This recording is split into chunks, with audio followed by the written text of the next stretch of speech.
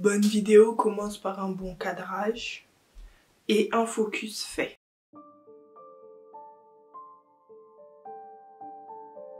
Bienvenue, comment vas-tu? Installe-toi, pas trop non plus parce que j'espère que cette vidéo va être courte. Comment tu vas? Moi ça va. Alors, aujourd'hui, tu l'auras vu au titre, on va faire une sorte de annual reset, like reader version, you know. On va tout simplement faire un bilan très rapide côté littéraire booktube de l'année qui est passée, 2023. Et ensuite, on va parler un petit peu de ce à quoi tu pourrais t'attendre pour l'année à venir, c'est-à-dire, enfin, l'année qui vient de commencer parce que je filme ça, on est le 1er janvier 2024. Demain, c'est mon anniversaire. Bon. Quand tu verras la vidéo, je serai déjà un peu plus vieille. Commençons tout de suite. J'ai pris quelques notes très rapides. Hein. J'ai pas scripté cette vidéo parce que j'avais la flemme. Je trouve que ça ne vaut pas le coup. En plus, si je veux qu'elle soit courte, autant que j'y aille en freestyle. Première partie, bilan des lectures très rapide. On va regarder ça sur Goodreads. J'ai lu selon Goodreads 93 livres cette année. Mais bon, tu verras que ça ne veut rien dire. Je crois que je m'étais mis un goal de 100, ouais, que j'ai pas atteint. Et je t'avoue que, et c'est la première année que ça me fait ça, j'avais complètement oublié mon goal, je m'en foutais complètement. Bon, ça ne m'étonne pas tant que ça parce qu'au début de l'année, je ne voulais pas me mettre de goal parce que je me suis rendu compte que ça ne me touchait pas tant que ça. Le fait d'en avoir un sur Goodreads ne me motivait pas à lire plus, tu vois. Donc même si c'était pour ça que j'avais mis ça, ça ne marcherait pas. Donc je me demandais pourquoi le faire. Au final, je l'ai fait quand même parce que tout simplement sur Goodreads, si tu ne mets pas de goal, tu ne peux pas savoir combien de livres tu as lu. Alors que ça m'intéresse. C'est-à-dire que je n'ai pas de nombre à atteindre, mais pendant l'année, ça m'aide à me situer, de savoir genre en 2 mois, j'ai lu combien de livres. Souvent ça me situe sur comment ça va mentalement et tout, bref. Je parle déjà un petit peu trop. J'ai lu 93 livres, j'ai mis en moyenne une note de 3.4 étoiles, ce qui est assez bas, tu comprendras plus tard. J'ai découvert de nouveaux genres. Donc ça c'est pas Goodreads qui me le dit, hein, c'est moi qui m'en suis rendu compte. Le premier étant, je suis sûre que ça n'étonne personne, l'horreur. Je connaissais déjà le genre horrifique de façon large, mais disons que j'avais encore beaucoup de préjugés dessus, de misconceptions, mais vraiment dans le sens où je pensais des choses qui sont, c'est pas juste des préjugés, c'est complètement faux sur l'horreur. Je ne connaissais pas le genre de façon large, je m'arrêtais au mot en tout cas horreur pour imaginer ce que ça renfermait, ce qui n'est pas du tout le cas, c'est tellement plus large que ce qu'on croit. Et du coup je l'ai découvert, j'en ai même fait une vidéo explicative parce que j'ai lu énormément. Si t'as vu mes livres, mon top 10 de l'année qui est sorti normalement pour toi la semaine dernière, je crois il y a 6 ou 5 livres sur 10 livres qui peuvent être rangés plus ou moins dans le genre horrifique. Pourtant ils sont tous différents, pourtant ils ne sont pas tous gore, glauque ou autre, c'est juste que voilà quoi, j'ai découvert, j'en ai beaucoup lu et je me suis rendu compte que j'aime beaucoup, donc merci 2023 pour ça. J'ai aussi découvert entre guillemets la dystopie, je connaissais ce genre, je savais ce que ça renfermait, j'avais beaucoup regardé de films et de séries de ce genre, mais je n'en avais pas lu. J'ai notamment découvert à travers La Faucheuse de Nick Chesterman. Qu'est-ce que j'ai lu d'autre? The Getaway de Lamar Gill d'ailleurs qui est dans mon... Ah bah ces deux sont dans mon top 10. Je pense que c'est à peu près tout comme genre, à part ça j'ai lu de la fantasy, du fantastique. J'ai lu un petit peu de historique slash contemporain. J'ai pas spécialement aimé, mais pas spécialement détesté non plus. C'est-à-dire de temps en temps ça me fait du bien, mais ce n'est toujours pas des genres qui me plaisent particulièrement, on va dire. Et voilà. C'est tout ce que je peux te dire sur un peu les statistiques de lecture. J'en ai pas fait plus que ça. Je ne vois pas trop de plus-value dans ça. De vous dire par exemple, j'ai lu X de tel genre, X de tel genre. Je pense que si t'es sur ma chaîne depuis un moment, tu sais à peu près mes genres. Les genres de lecture que tu peux retrouver sur cette chaîne. Et si tu viens d'arriver, je te le dis tout de suite, je suis une meuf de la SFFF, science-fiction, fantasy, fantastique. Tu rajoutes un peu d'horrifique derrière, comme je t'ai dit. Je lis essentiellement des femmes. Ah, j'aurais pu compter le nombre d'hommes même que j'ai lu parce que je suis sûre que ça ne vaut même pas 20%. À part si on compte les graphiques, les mangas. C'est vrai que les graphiques, les mangas, je ne fais absolument pas gaffe de si c'est une femme ou un homme. Notamment parce que les mangas, je ne sais pas reconnaître les prénoms féminins. Voilà, I have to say. Et c'est aussi dominé vraiment par les hommes, les mangas en tout cas qui sont traduits. Donc si on rentre ça, ça va un peu biaiser, mais si on s'arrête sur les romans, je pense que j'ai lu genre 80% de femmes easy. parce que pourquoi pas, parce que les femmes en fait, parce que moi j'aime les femmes, voilà. Voilà, c'est à peu près tout en termes de style. On va passer maintenant sur Booktube. Donc ma chaîne a fêté sa 3e année, je dirais, en 2023, en novembre 2023, donc elle a vraiment tout juste 3 ans. Pendant l'année 2023, d'après mes stats, j'ai pris 893 abonnés. C'est énorme, c'est à peu près 50% de ce que j'ai aujourd'hui. 50% de ce que j'ai eu sur 3 années de vidéos, je les ai eu la dernière année là. À peu près 900 abonnés pour 34 vidéos, ce qui n'est pas énorme, 34 vidéos. Je m'attendais à en faire plus, mais j'ai eu 2 gros downs au début de l'année et à la fin de l'année. So, yeah. Je vous rassure, c'était pas forcément des downs de maladies physiques, mentales, en tout cas pas de mémoire. C'est surtout que j'avais pas le temps. Work. Et j'ai une vie à côté. Bah écoutez, je suis assez fière de mon parcours, je suis assez fière de ma chaîne aujourd'hui. Je trouve que j'ai trouvé ma petite place confortable. Je pense que je n'ai pas encore touché vraiment le public qui me correspond le plus. C'est-à-dire, la plupart de ceux qui reviennent le plus font partie de mon public, forcément, vu qu'ils reviennent le plus. Mais c'est pas tous mes abonnés qui font partie de mon public. Je dirais même pas 50% de mes abonnés. Il y a beaucoup de personnes qui m'ont découvert avec une seule vidéo, qui ont tellement apprécié qu'ils se sont abonnés, mais en réalité, cette vidéo n'est pas forcément le reflet de tout ce que je fais. Tout à fait normal, c'est le jeu de YouTube et je pense que ça prendra le temps que ça doit prendre, mais je finirai par avoir majorité de public qui me correspond et surtout à qui je corresponds. C'est ça le plus important. Voilà, et dernière fierté par rapport à ma chaîne qui n'est pas chiffrable, on va dire, c'est l'exploration du type de vidéo. Je suis assez fière de moi, j'ai introduit milieu d'année des vidéos un petit peu plus, comment je vais appeler ça, réflexives et à thématique, des vlogs à thématique, des vidéos qui vont un peu, comment dire ça, débattre, s'étendre sur des thèmes en particulier. On a eu le thème de la guerre qui est la vidéo pour laquelle j'ai le plus de ressentiment et de déception parce que je trouve que je n'ai pas poussé assez loin le travail de la vidéo, ce qui fait qu'elle a floppé. Je comprends, elle est peut-être un peu trop courte, un petit peu trop restée en surface. C'était celle, je sais même pas si je l'ai dit, mais c'était celle sur le thème de la guerre. Pourtant, les livres que j'ai présentés et que j'ai lus pour cette vidéo, pour le coup, je vous les recommande. Donc si juste vous cherchez des recommandations, n'hésitez pas à aller. À la limite, si la vidéo ne vous plaît pas, regardez dans la description. Je crois que je mets toujours la liste de livres qui sont évoqués. Voilà, on a eu la fantasy afro, on a eu l'horreur, on a eu quoi d'autre? Franchement, je m'en rappelle plus. Je crois que c'est les 3 types, enfin les 3 vidéos à thème et réflectif que vous avez pu découvrir. Ah, il y a eu aussi un guide pour les lectures d'automne. Je suis pas peu fière, je t'avoue, donc va la regarder si tu ne l'as pas vu. Je pense que c'est à peu près tout. Il y a eu des vlogs à thème, le vlog sur la maison d'édition du Chat Noir, enfin bref. En tout cas, je suis assez fière de moi sur le type de vidéo, mais vraiment comme je disais tout à l'heure, je suis en train de devenir de plus en plus confortable sur ma propre chaîne, à prendre de la confiance et à faire du contenu qui me ressemble, que moi-même je consomme. Et en parlant de ça, avant d'oublier, j'ai aussi découvert des nouvelles chaînes en 2023 que je kiffe, qui selon moi ne sortent même pas assez de vidéos pour que je puisse les consommer. Je vais en nommer quelques-unes. Bon, après je t'avoue c'est de tête. Comme je t'ai dit, j'ai pas scripté la vidéo. J'avais même oublié que je voulais parler des chaînes que j'aime. Donc il y en a forcément que je vais oublier. Là tout de suite je pense à Snodza, variant de la chaîne Snodza. Je mettrai en description, qui fait des vlogs mais d'un esthétique immaculé. C'est vraiment trop beau. Si vous voulez savoir ce qu'elle lit, c'est essentiellement de la SFFF, pardon, avec un focus sur la science-fiction.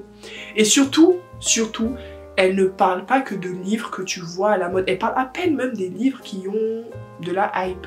C'est souvent des poches, donc ça veut dire des livres qui sont sortis depuis un moment, et des auteurs qui sont bien installés en fait, et qui n'ont pas forcément fait un buzz en arrivant sur le marché de la science-fiction.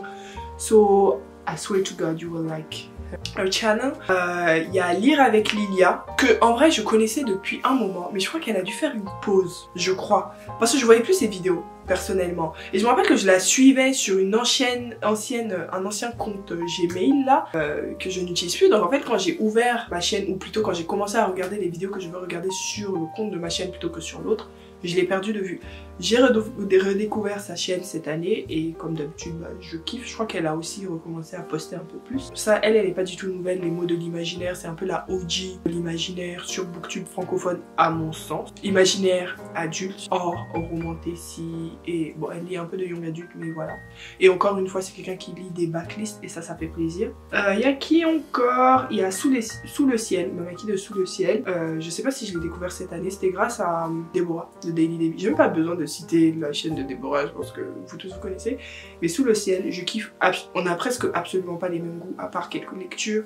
Mais je sais pas, j'aime bien ça, j'aime bien la vibe de sa chaîne, donc je vous recommande. Il y a qui encore que j'ai découvert cette année? Il y a Lectrice des îles, Kelly de Lectrice des îles qui vient de créer une chaîne YouTube cette année là, qui se concentre sur les auteurs afro-caribéens. Sa chaîne en fait c'est un peu, c'est presque didactique, c'est presque à but pédagogique tellement elle pousse en fait, elle te dit plein de choses sur des auteurs et des présents des livres. Il n'y a pas encore beaucoup de vidéos mais j'ai confiance en elle sur le fait qu'elle va en publier plus l'année prochaine. L'ivresse de lire des livres, l'ivresse de lire des livres, bref. Encore une fois, tu vas retrouver sa chaîne en commentaire, enfin en description. Je suis pas sûre que je l'ai découvert cette année. Si, je l'ai découvert cette année. Je suis sûre de l'avoir découvert cette année parce que j'ai fait un burn-out du booktube de l'imaginaire cette année, je t'avoue. Les créateurs qui sont le plus en vogue, c'est pas forcément ceux que je suis. Sûrement parce qu'on voit les mêmes livres partout et que moi, comme beaucoup de viewers, j'ai fait un petit burn-out de ça. Du coup, cette chaîne-là, on n'a pas du tout les mêmes goûts. Mais elle est tellement douce. Je sais pas comment... Elle est douce. Elle est douce. Je ne dis pas ça en mode comme les mecs disent elle est douce, en mode elle est trop belle et tout. Elle émane de la douceur. Voilà. Pouh, il y a qui encore? Paper Palace, je la connaissais déjà, je la suivais déjà. Margarito, je crois que je la suivais pas parce que j'avais déjà vu passer sa chaîne et que à l'époque, je t'avoue que ses lectures ne m'intéressaient pas. C'était très socio, non-fiction et littérature blanche. De mémoire, hein, mais c'est pas mon truc. Mais elle a émis de l'intérêt pour la SFFF aussi, que j'ai vu sur ses chaînes, sur les genres un petit peu, pas horrifiques, mais glauques et bizarres. D'ailleurs, elle a fait une vidéo qui a beaucoup marché et que moi aussi j'ai adoré, comme tout le monde, que je vous conseille d'aller voir. C'est la Wild Women Writing Wear Books. Je sais pas exactement si c'est le titre de la vidéo, mais si tu tapes ça sur la barre de recherche, je pense que tu vas tomber sur sa vidéo. C'est un genre de lecture que beaucoup d'entre nous lisons depuis longtemps, mais on n'avait pas forcément de mots dessus. Quoique, moi j'appelais ça Female Rage. C'est pas exactement la même chose, tu vois, mais les livres qui rentrent dans Female Rage rentrent souvent dans Weird Books. C'est tout. Il y a Opaline qui apparemment est une ancienne booktubeuse. Moi je la connaissais pas, je l'ai découvert avec une vidéo. Je la vois dans mes abonnements mais je crois qu'elle ne poste pas beaucoup parce que je ne vois pas beaucoup sa tête passer dans la liste des vidéos dans mes abonnés, enfin dans mes abonnements. Mais en tout cas apparemment je l'ai follow cette année donc je pense que j'avais mes raisons et que j'ai kiffé ce qu'elle a fait.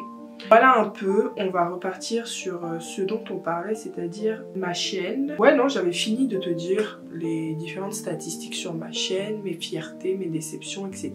Maintenant je vais te parler du futur de cette année, de mes envies pour cette nouvelle année. Je ne pense pas faire de vidéo résolution parce que ma fin d'année a été tellement chargée que je n'ai pas eu le temps de penser à ça. Il s'est passé énormément de choses pour moi cette fin d'année. Positive, hein. Positive, j'étais en vacances, j'étais pas là, tout simplement d'où ma pause. Mais j'ai pas j'ai des résolutions mais je me vois pas faire une vidéo pour ça. Petit à petit vous verrez mes résolutions. Mais au-delà de ça, mes envies pour la nouvelle année, c'est déjà de commencer à recommencer un reading journal. Parce que j'en avais un en 2021, je n'en ai pas fait, non en 2022 je crois. Je n'en ai pas fait en 2023 et là ça me manque donc je vais essayer de prendre la discipline d'en faire un, ça me manque. Je vais commencer à me mettre un goal en nombre de bonnes lectures parce que mes lectures ont été moyennes. Genre vraiment cette année, non moyenne. C'est-à-dire j'ai pas beaucoup de livres que j'ai détestés, que j'ai pas aimé et que j'ai trouvé vraiment éclatax au sol. Quand tu regardes mes livres, c'est moyen en fait. Et le truc c'est que je suis super reconnaissante de mon année de lecture parce que j'ai découvert beaucoup de choses, beaucoup de récits qui sortent de ma ligne éditoriale entre guillemets habituelle, qui m'ont appris des choses, qui m'ont fait découvrir des choses. Donc pour ça je suis reconnaissante.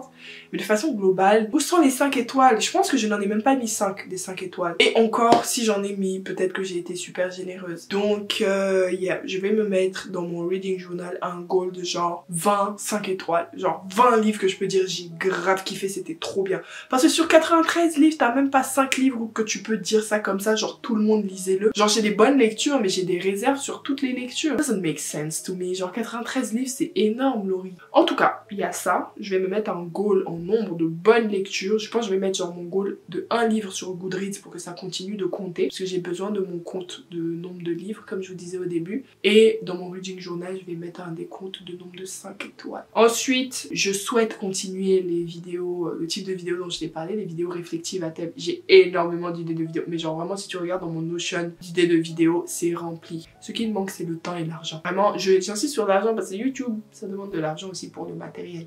Le temps et l'argent. Le temps pour faire des bons montages, parce que c'est ce qui me frustre le plus. Si j'avais de l'argent pour payer un monteur, les gars, au moins une aide, peut-être pas quelqu'un qui va faire 100% du montage, mais une aide ou me payer une vraie formation en montage.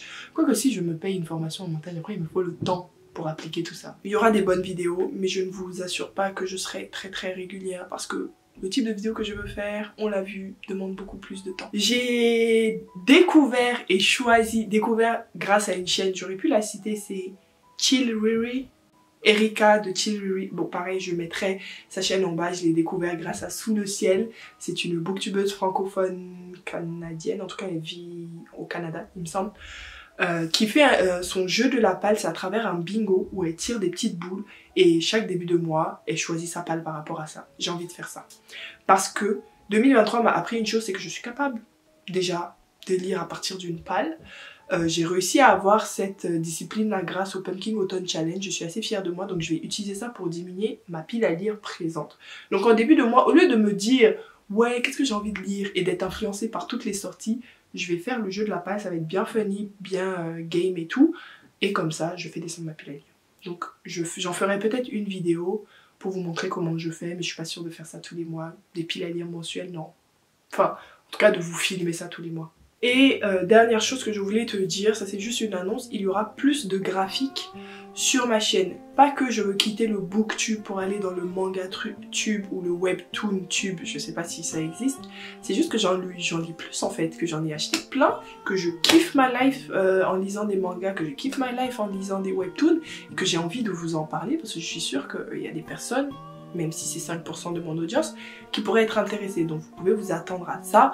N'hésitez pas à laisser vos recommandations en commentaire par rapport à ça, parce que vraiment, je sais pas pourquoi j'avais arrêté. De base, je suis une lectrice de manga, watcheuse, ça se dit pas, mais watcheuse d'anime, tout ce que tu veux. Mais je sais pas, quand je me suis mise sur Booktube, je me suis dit, il faut que ce soit des romans, ou des non-fictions, mais genre format livre-roman, pas graphique, tu vois. Et maintenant je me demande mais pourquoi tu t'es restreint comme ça? Je pense que c'est parce que sur Booktube on a quand même cette dichotomie. Si tu regardes les chaînes, il y a celles qui parlent de livres type roman, il y a celles qui parlent de livres type littérature blanche et non-fiction, et il y a celles qui parlent de manga. Genre vraiment, on n'est pas dans la même section de YouTube. Mais moi, je m'en fous. Je vais vous parler de tout ce que j'aime, donc vous allez retrouver aussi des mangas. Voilà. C'est tout pour moi. J'ai énormément parlé, plus que ce que je m'attendais à... J'ai parlé plus longtemps que ce à quoi je m'attendais, mais en tout cas j'espère que tu auras apprécié cette vidéo. N'hésite pas à me laisser dans les commentaires toi tes petites réflexions sur 2023, comment ton 2023 s'est passé, question livresque, hein. On ne demande pas de nous parler de vos vies privées, elles vous appartiennent, mais comment s'est passé ton année 2023 livresquement, comment est-ce que tu trouves ma chaîne, si tu as des demandes, des propositions, des questions, etc. laisse-les en commentaire. Et moi, je te dis à une prochaine pour une nouvelle vidéo. Bye!